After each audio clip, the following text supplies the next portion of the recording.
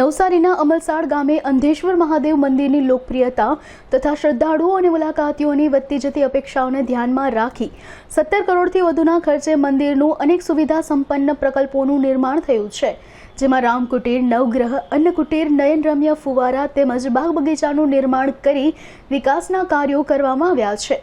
આ મંદિરને ભારત સરકાર જળશક્તિ મંત્રી અને નવસારી સાંસદ CR પાટીલના વરદ હસ્તે દીપ પ્રાગટ્ય કરી ખુલ્લું મૂકવામાં આવ્યું છે।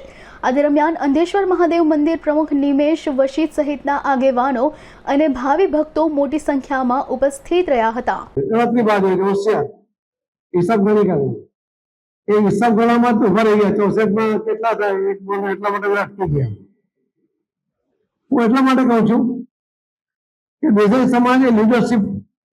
સમાજ છે એ જયારે કામ ઉપાડશે ને ત્યારે બાકીના લોકો પણ એમાં જોડાઈ શકે એમ છે, એટલા માટે આગેવાની સમાજે લેવી જોઈએ। આપણે અહીંયા આખા દેશમાં વરસાદ પડે છે 4000 BCM, આપણી જરૂરિયાત છે ફક્ત 1120 BCM ની। આપણે જો વિકસિત ભારતની વાત કરીએ છીએ તો 1950 સુધીમાં આપણી જરૂરિયાત ફક્ત 1180 BCM ની થવાની છે। આજે આપણી જે કેરિંગ કેપેસિટી છે, જે સંચય કરવાની આપણી શક્તિ છે, એ ફક્ત 750 BCM ની છે।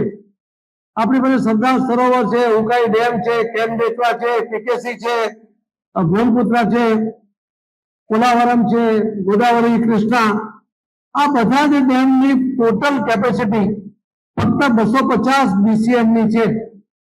અને જે નદી નાળા બાકીના જે આપણે સંચય કરીએ છીએ એની કેપેસિટી છે ફક્ત 500 BCM, એટલે કુલ મળીને 750 BCM જ આપણે જળ સંચય કરી શકવાની આપણી ક્ષમતા છે। અને એને 1120 કે 1180 સુધી લઈ જવા માટે 450 BCM પાણીને બચાવવું પડે, અને એના માટે ડેમ બનવાની શક્યતા ઓછી છે। ઘણા બધા ડેમ બની ગયા છે, ઘણા બની રહ્યા છે, એની પણ કેપેસિટી આમાં ઘણી લીધી છે। એક ડેમ બનાવવા માટે 25,000 કરોડથી વધારે પૈસા જોઈએ। એક ડેમ બનાવવામાં 25 વર્ષથી વધુ સમય જોઈએ। એવું કરી જમીન જાહેર વિરોધ કરે, ગામના ગામ સ્થળાંતર કરવા પડે એમનો પણ વિરોધ આવે।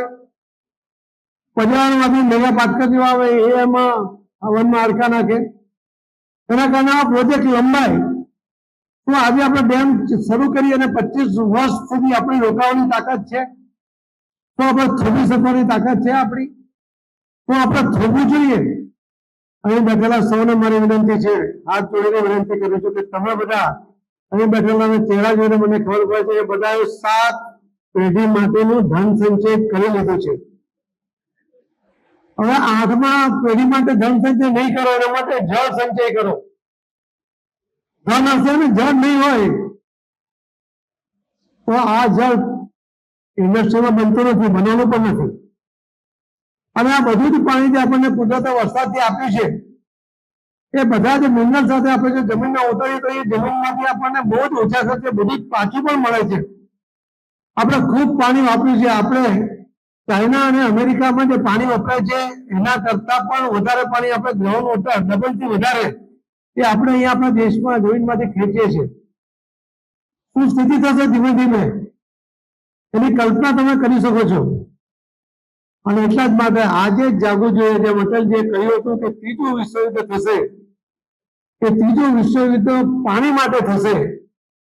હું આપને અહીં કહી શકું છું, આ મંદિરમાં બેઠા છીએ ત્યારે કહી શકું છું કે 3જું વિશ્વયુદ્ધ ભલે થાય, પાણી માટે થાય, ભલે થાય, આપણને એવી લીડરશીપ મળે છે નરેન્દ્ર મોદી સાહેબ જેવી કે જેમની અગમચેતીને કારણે, એમની દૂરંદેશીને કારણે, જેમણે જે લીધેલા પગલાઓને કારણે, રૂરલ લિંકિંગ જેવી યોજનાઓને સાકાર કરવાને કારણે અને જળ સંચય કરવાની જે કેચ ધ રેનની વાત છે એના કારણે એ 3જા વિશ્વયુદ્ધમાં આપણે ભારત ક્યાંય નહીં હોય, કેમ કે આપણી પાસે પૂરતું પાણી છે।